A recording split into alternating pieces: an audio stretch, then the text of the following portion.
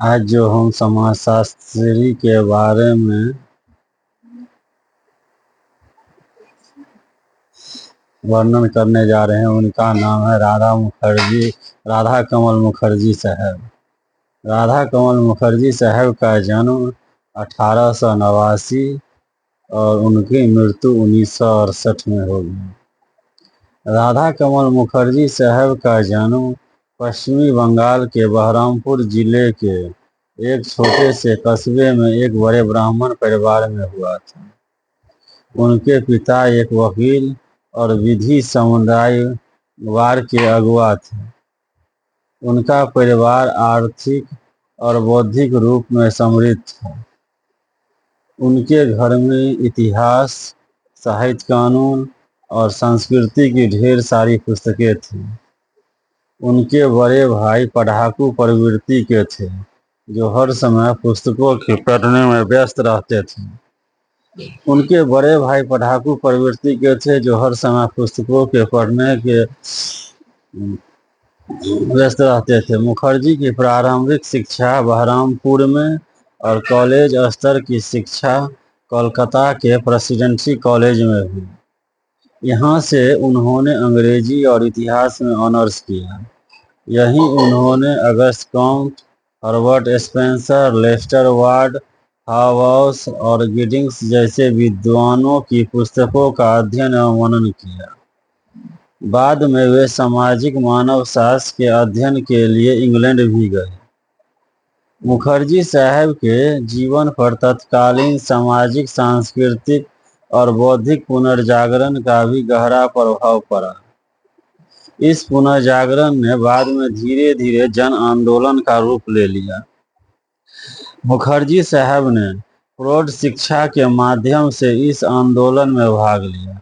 उन्होंने सन 1906 में कलकत्ता के मेजू बाजार की गंदी बस्तियों में प्रौढ़ों के लिए एक शांत स्कूल खोलकर पुनर्जागरण आंदोलन को गति प्रदान की।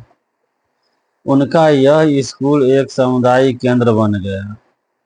उन्होंने प्रौढ़ शिक्षा के लिए सरल पाठ्य पुस्तकें भी लिखी। मुखर्जी साहब की विशेष रुचि इतिहास के अध्ययन में थी, किंतु प्रौढ़ शिक्षा के दौरान कलकत्ता की गंदी बस्तियों के संपर्क में आए। वहाँ के लोगों की दुर्दशा, गंदगी, अधपतन और दुख दरिद्रता को देख और अनुभव कर उनकी रुचि अर्थशास्त्र और समाजशास्त्र में जागृत हो गई। यानी मुखर्जी साहब जो हैं सो कुछ गरीब बस्तियों की जो दुर्दशा, गंदगी और दरिद्रता देखी, उन्हीं को अनुभव करके उनको समाजशास्त्र में जागृति उत्पन्न हो गई और उन्होंने इन विषयों के साथ राजनीति शास्त्र का भी अध्ययन कर एमए की उपाधि सामाजिक विज्ञान में प्राप्त की। सन 1910 में मुखर्जी साहब बहरामपुर में अपने पुराने कॉलेज में अर्थशास्त्र के प्राध्यापक बन गए। यहाँ वे 5 वर्षों तक रहे। यह उनके जीवन का अत्यंत व्यस्त काल था। सन 1915 में उन्होंने सहकारिता आंदोलन पर सर्वेक्षण शोध कार्य किया, जिस पर उन्होंने प्रेमचंद रायचंद छात्रवृत्ति मिली। एक वर्ष बाद ही सन 1916 में उनकी प्रथम पुस्तक the foundation of Indian economics प्रकाशित हुई। इसी अवधि में उनकी रुचि पारिस्थितिकी इकोलॉजी में उत्पन्न हुई और उन्होंने इसका प्रयोग मानव समुदाय के अध्ययन में किया। इसी काल में वे बंगला के प्रसिद्ध मासिक पत्रिका उपासना के संपादक बन गए। इसमें नियमित रूप से कई विषयों पर लेख लिखे। इसी के माध्यम से वे बंगला की साहित्यिक गतिविधियों के भी संपर्क में आए। सन 1915 में जब ब्रिटिश सरकार का दमन चक्र चला तो मुखर्जी को भी गिरफ्तार किया गया, किंतु वकील भाई की कोशिश से वे छूट गए। सन 1916 में उन्हें लाहौर के एक कार्यालय से एक पद का प्रस्ताव मिला, जिसे उन्होंने स्वीकार कर लाहौर चले गए। सन 1915 में पंजाब विश्वविद्यालय में भारतीय अर्थशास्त्र के सिद्धांत पर 10 व्याख्यान दिए। इसी वर्ष कलकत्ता विश्वविद्यालय में जब कला और विज्ञान में स्नातकोत्तर परिषद की स्थापना हुई तो वहाँ चले आए। यहाँ 5 वर्ष यानी कि 1917 से 1921 रहे और उन्होंने अर्थशास्त्र, समाजशास्त्र और राजनीतिक शास्त्र का दर्शन किया। अर्थशास्त्र, समाजशास्त्र और राजनीतिक शास्त्र का दर्शन किया। इसी अवधि में उन्होंने सन 1920 में भारतीय ग्रामीण समुदाय में सामाजिक आर्थिक परिवर्तन विषय पर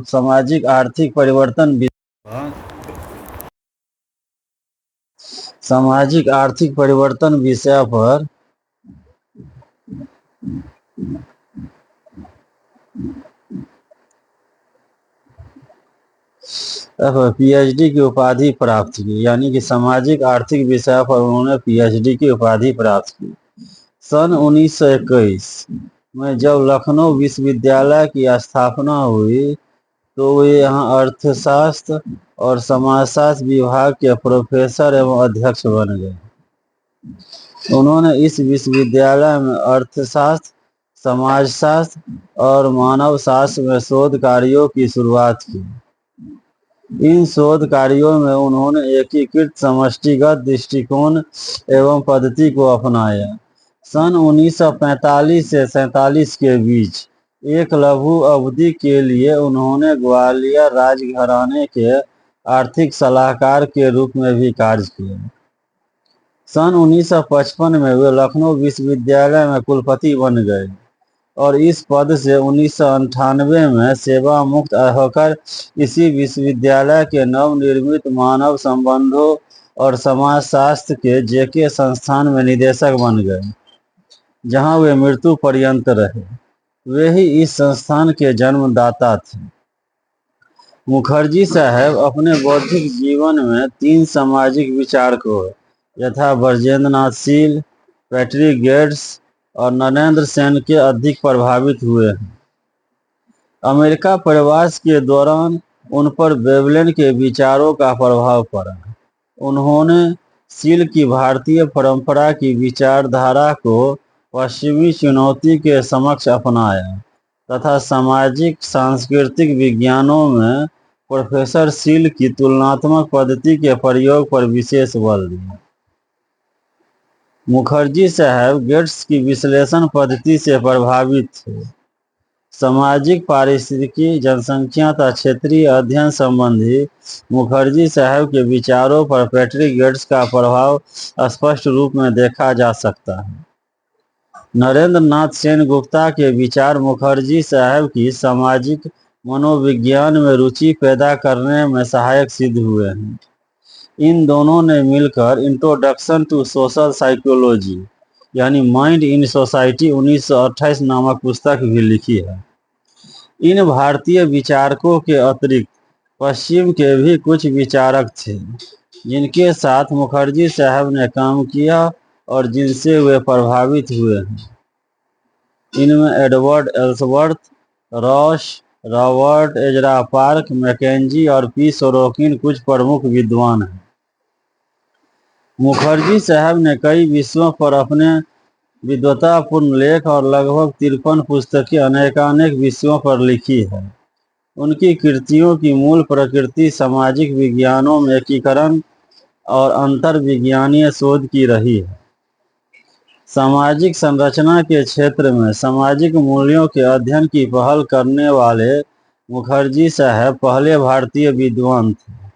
भारत में व्यावसायिक रूप में समाजशास्त्र की शुरुआत करने वाले दिग्गजों में आर.के. मुखर्जी की गणना प्रथम पीढ़ी के विद्वान यानी कि समाजशास्त्रियों में की जाती है। मुखर्जी साहब ने भारतीय सामाजिक यथार्थ को समझने के लिए पश्चिमी समाज विज्ञान मॉडल और मार्क्सवादी मॉडल दोनों को ही अनुपयुक्त और अपर्याप्त बताया है और इनके स्थान पर एक ऐसे मानव सापेक्षिक समान सिद्धांत के प्रयोग का सुझाव दिया है जिसमें वैशिष्ट्यता के साथ साथ सार्वजनिक सार्वभौमिक मापदंड सम्मिलित हो। मूल रूप में अर्थशास्त्री में प्रशिक्षित मुखर्जी साहब ने आर्थिक समाजशास्त्र के क्षेत्र में सूक्ष्म स्तर पर समस्याओं के विश्लेषण से शुरुआत की। उन्होंने ग्रामीण अर्थव्यवस्था और भूमि की समस्याओं तथा कामगार वर्ग की समस्याओं को प्रारंभ में अपने अध्ययन अनुसंधान का केंद्र बनाया। उन्होंने कृषक वर्ग की दशाओं और कृषक संबंधों पर कई शोध कार्य किए। प्रोफेसर मुखर्जी साहब समाजशास्त्र के क्षेत्र में प्रमुख रूप में समाकलित अंतर अनुशासन पद्धति, सामाजिक मूल्य तथा सामाजिक पारिस्थितिकी इकोलॉजी संबंधी अपने विशिष्ट विचारों के लिए जाने जाते हैं। इकोलॉजी संबंधी अपने विशिष्ट विचार मुखर्जी साहब ने अपने अध्ययन तथा शोध कार्य दोनों में ही सामाजिक विज्ञानों के विभिन्न क्षेत्रों में परस्पर अंतःक्रिया की आवश्यकता पर बल दिया है।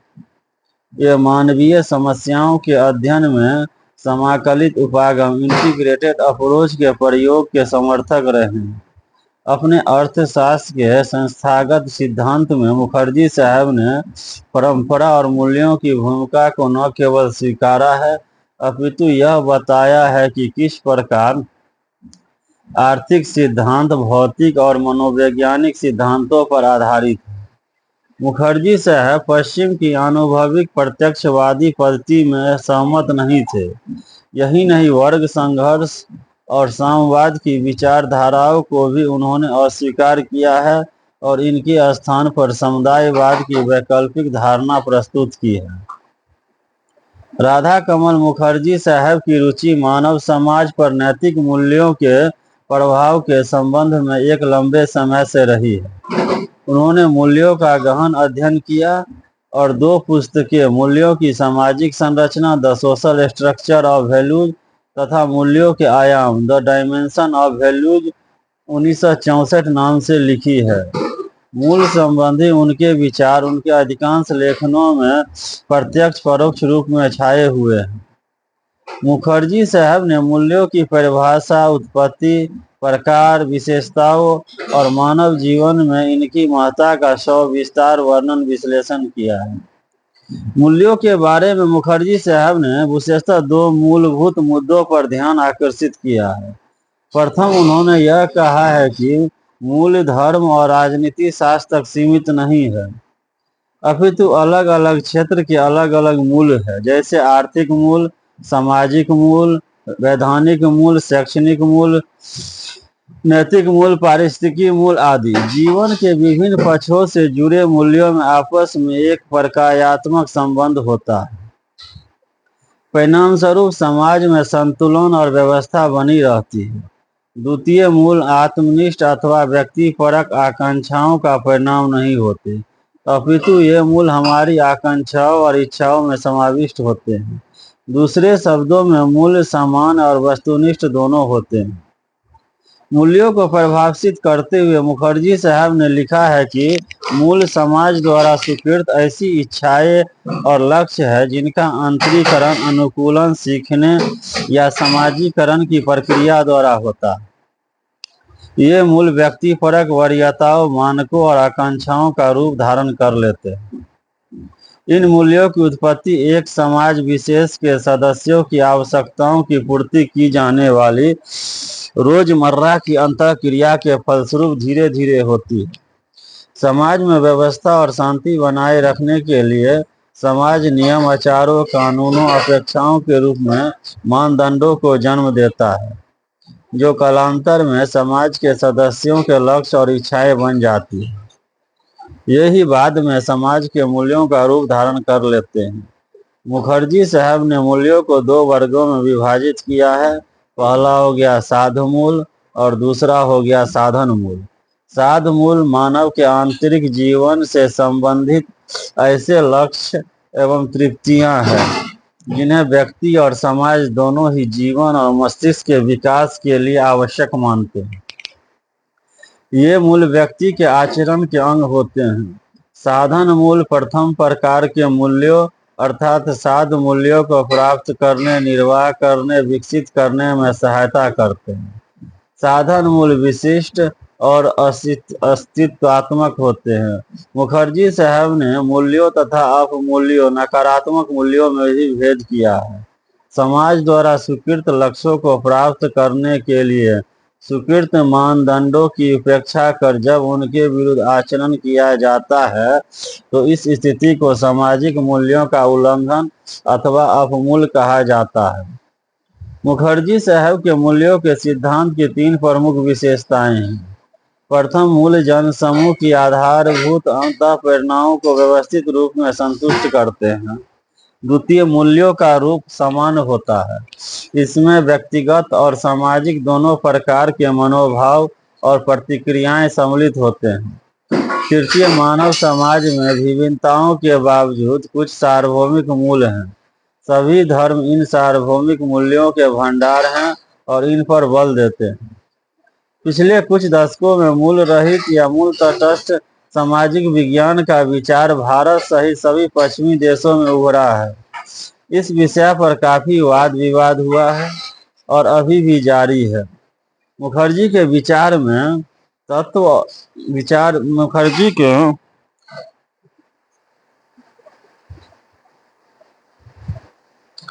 मुखर्जी ने सामाजिक विचार में मुखर्जी साहब के विचार में तत्व और मूल्यों को अलग अलग समझना सही नहीं है। मानव अंतःक्रियाओं में इन दोनों को एक दूसरे से अलग नहीं किया जा सकता। प्रत्येक समाज की अपनी संस्कृति होती है तथा इसके मूल और प्रतिमान लोगों के व्यवहार का निर्देशन करते हैं। इसलिए पश्चिम की प्रत्यक्षवादी विचारधारा जो तत्वों और मूल्यों को अलग अलग रूप में देखती है, भारतीय समाज के संदर्भ में मुखर्जी साहब को रास नहीं आई। मुखर्जी साहब ने सामाजिक पारिस्थितिकी संबंधी पुस्तकें एवं अनेक लेख लिखकर इस विषय में भी गहन रुचि प्रदर्शित की है। उनकी दृष्टि में सामाजिक पारिस्थितिकी एक मिश्रित विज्ञान है जिसमें कई सामाजिक विज्ञानों का परस्पर आदान प्रदान होता है। इसमें मानव जीवन पर सामाजिक, आर्थिक और राजनीतिक कारकों सहित भूवैज्ञानिक, भौगोलिक एवं जैविक कारकों के सम्मिलित प्रभाव को आंका जाता है। इस संदर्भ में मुखर्जी साहब ने मानव समुदायों के अध्ययन में प्राकृतिक विज्ञानों, विशेषतः वानस्पतिक पारिस्थितिकी शब्दावली यथा संतुलन, संगठन, वितरण, अनुक्रमण, अनुकूलन, वेदखलन आदि का प्रयोग किया है। उन्होंने बताया है कि मानव पारिस्थितिकी और समाज के बीच गहरा संबंध है। अतः एक पारिस्थितिकी क्षेत्र के विकास को एक गतिशील प्रक्रिया के रूप में देखा जाना चाहिए। मुखर्जी साहब के अनुसार मानव संबंधों के अध्ययन में मानव प्रदेश ही एक उचित इकाई है, क्योंकि एक प्रदेश विशेष में ही हम एक दूसरे के साथ अंतःक्रिया करने वाले, एक संस्कृति को मानने वाले मानव समूहों और पौधों, पशुओं एवं उनके निर्जीव पर्यावरण के बीच पाए जाने वाले जटिल अंतर संबंधों को ठीक प्रकार से समझ सकते हैं। संभवतः मानवीय सामाजिक व्यवहारों, सामाजिक संस्थाओं तथा अनुकूलन की मानवीय समस्याओं को प्रादेशिक संकुल से अलग करके पूर्ण रूप से समझना कठिन है। मुखर्जी साहब ने सामाजिक पारिस्थितिकी के दो मोटे प्रकार बताए हैं, व्यवहारिक पारिस्थितिकी और सामुदायिक पारिस्थितिकी। व्यवहारिक पारिस्थितिकी इस तथ्य पर बल देती है कि मानव प्रकृति का दास नहीं है, अपितु यह उसका एक सहयोगी है। इसमें मानवीय जनसंख्या, प्राकृतिक साधन, वनस्पति और पशु जगत के बीच पारिस्थितिकीय संतुलन का अध्ययन किया जाता है। समुदाय पारिस्थितिकी में मानव भूगोल, मानव जीवशास्त्र, अर्थशास्त्र, समाज मनोविज्ञान और प्रौद्योगिकी के साथ पारिस्थितिकी संबंधों और आपसी अंतःक्रियाओं का अध्ययन किया जाता है। मुखर्जी साहब के सामाजिक पारिस्थितिकी संबंधी विचार यद्यपि पाश्चात्य समाज वैज्ञानिकों द्वारा प्रभावित है, तथापि उन्होंने कई स्थानों पर उनसे भिन्न मत भी प्रकट किए हैं। उन्होंने भारत के नवनिर्माण के संदर्भ में मूल्यों के महत्व को रेखांकित कर यह कहा है कि भारत के नवनिर्माण की योजना बनाते समय मात्र तात्कालिक और प्रत्यक्ष समस्याओं को ही ध्यान में नहीं रखा जाना चाहिए, अपितु ये विकास योजनाएं मूल्यों पर आधारित होनी चाहिए। मुखर्जी साहब ने श्रमिक वर्ग का विश्लेषण भी किया है और बताया है कि औद्योगिकरण के फलस्वरूप उत्पन्न गंदी बस्तियां तथा इनकी समस्याओं, अवैध मद्यपान, नशीली दवाओं का सेवन, जुआखोरी, वेश्यावृत्ति, सामाजिक अपराध तथा आवास के बदतर हालत आदि के प्रति सुधारात्मक कदम उठाए जाने चाहिए। इसके लिए उन्होंने श्रमिकों के जीवन में आमूलचूल परिवर्तन किए जाने की आवश्यकता जताई। मुखर्जी साहब ने भारतीय कला, वास्तुकला, इतिहास और संस्कृति के बारे में बहुत कुछ लिखा है। उन्होंने यह विश्वास व्यक्त किया है कि एशियाई कला का उद्देश्य समाज का सामूहिक विकास करना है। उनकी दृष्टि में प्राच्य कला सामुदायिक भावना से ओतप्रोत है, अतः यह प्राच्य संस्कृति की ऐतिहासिक निरंतरता को बनाए हुआ है। इसके विपरीत पश्चिम में इस प्रकार के कलात्मक प्रयासों के पीछे या तो व्यक्तिगत भावना प्रधान होती है या फिर कला के लिए कला ही उसका उद्देश्य होता है। यह न तो सामाजिक एकात्मकता में और न ही आध्यात्मिक विकास में सहायक होती है। भारतीय कला सामाजिक और नैतिक क्षेत्र में अंतर्निहित है। भारतीय कला सदैव धर्म के साथ जुड़ी रही है। भारतीय कला और धर्म ने श्रीलंका, कंबोडिया, तिब्बत तथा कई अन्य देशों की संस्कृतियों को प्रभावित एवं समृद्ध किया है और इस प्रक्रिया में वहाँ एक नई संस्कृति का उदय हुआ है। भारतीय धर्म हिंदू, जैन, बौद्ध की अनुपम विशेषताओं पर प्रकाश डालते हुए मुखर्जी साहब ने लिखा है कि इनमें किन्हीं विशिष्ट प्रकार के विश्वासों या संस्कारों का आग्रह नहीं है, बल्कि इन सभी धर्मों का लक्ष्य परम सत्य की खोज रहा है। यदि इन धर्मों के धार्मिक विधि विधानों को ठीक ढंग से व्याख्या की जाए तो स्पष्ट हो सकता है कि इनमें मूल्यों और प्रतिमानों का एक ऐसा ढांचा अंतर्निहित है जिसमें विभिन्न समूह एक साथ व्यवस्थित रूप में रह सकते हैं। इससे यह प्रकट होता है कि भारतीय कला और यहाँ के धर्म अत्यधिक सहिष्णु रहे हैं। अंत में मुखर्जी साहब ने सार्वभौम सभ्यता संस्कृति की धारणा पर भी विचार किया है। उन्होंने समाज के समान सिद्धांत द्वारा सार्वभौम सभ्यता के मूल्यों का विश्लेषण कर मानव सभ्यता के 3 स्तरों में विभाजित किया है।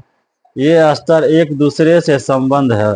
प्रथम स्तर पर जैविक विकास की चर्चा की है, जिसने मानव सभ्यता के उदय और विकास में सहायता की है। द्वितीय स्तर पर उन्होंने सभ्यता की सामाजिक मनोवैज्ञानिक आयाम की व्याख्या की है।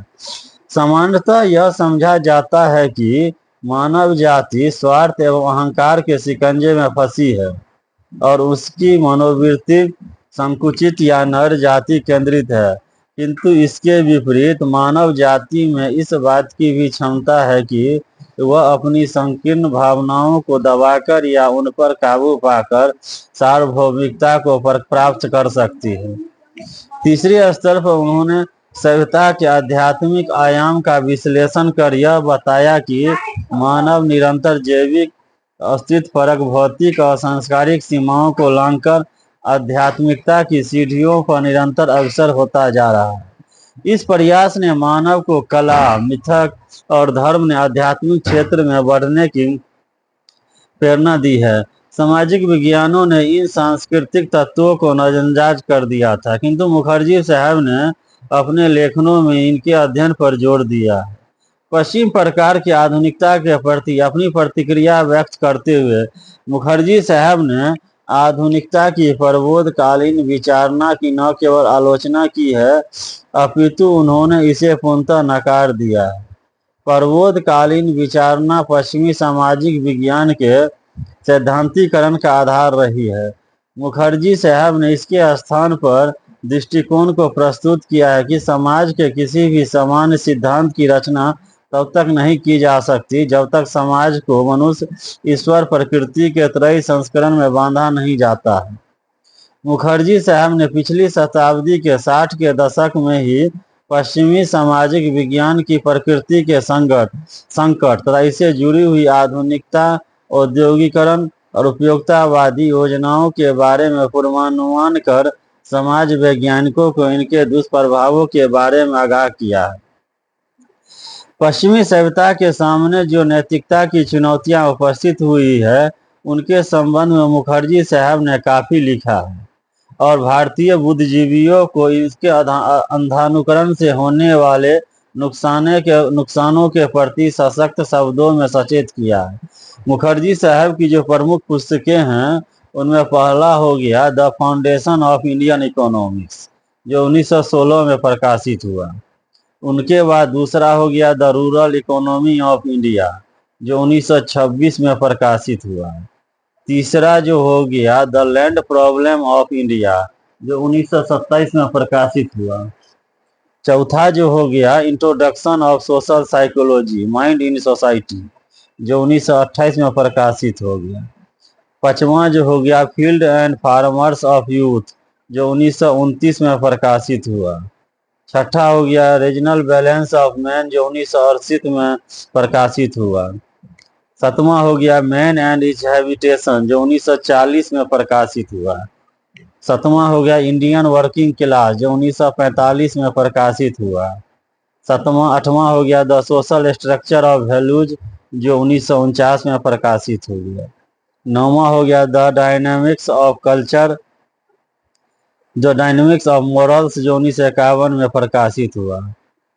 10वां हो गया inter caste tension with others, जो 1951 में प्रकाशित हुआ। 11वां हो गया फिलोसफी ऑफ सोशल साइंसेज, जो 1960 में प्रकाशित हुआ। 12वां हो गया the dimension of human value, जो 1964 में प्रकाशित हुआ। 13वां हो गया द सिकनेस ऑफ सिविलाइजेशन, जो 1964 में प्रकाशित हो गया। 14वां हो गया a city in transition a survey of social problems of Lucknow, जो 1952 में प्रकाशित हुआ। 15वां हो गया social profiles of a metropolis, जो 1963 में प्रकाशित हुआ। 18वां हो गया district town in transition social and economy survey of Gorakhpur with Vir Singh, जो 1964 में प्रकाशित हुआ। 19वां हो गया द वननेस ऑफ मैनकाइंड, जो 1965 में प्रकाशित हुआ। 19वां हो गया the symbolic life of man, जो symbolic of life of man, जिनकी हिस्ट्री का वर्णन नहीं किया। तो ये सोशोलॉजी में राधा कमल मुखर्जी साहब के जीवन वृत्त का जो उन्होंने किए हैं उनका उल्लेख किया गया है और उनकी कुछ पुस्तकों का भी उल्लेख किया गया है। इसके अलावा भी कुछ पुस्तकें है लेकिन उतना महत्वपूर्ण नहीं है। तो राधा कमल मुखर्जी साहब के जीवन वृत्त और उनकी जीवन परिचय का उल्लेख और उनकी पुस्तक का भी जो इम्पोर्टेंट है उनका उल्लेख किया है। जय समाजशास्त्र, जय सोशियोलॉजी, जय समाजशास्त्र, जय सोशियोलॉजी।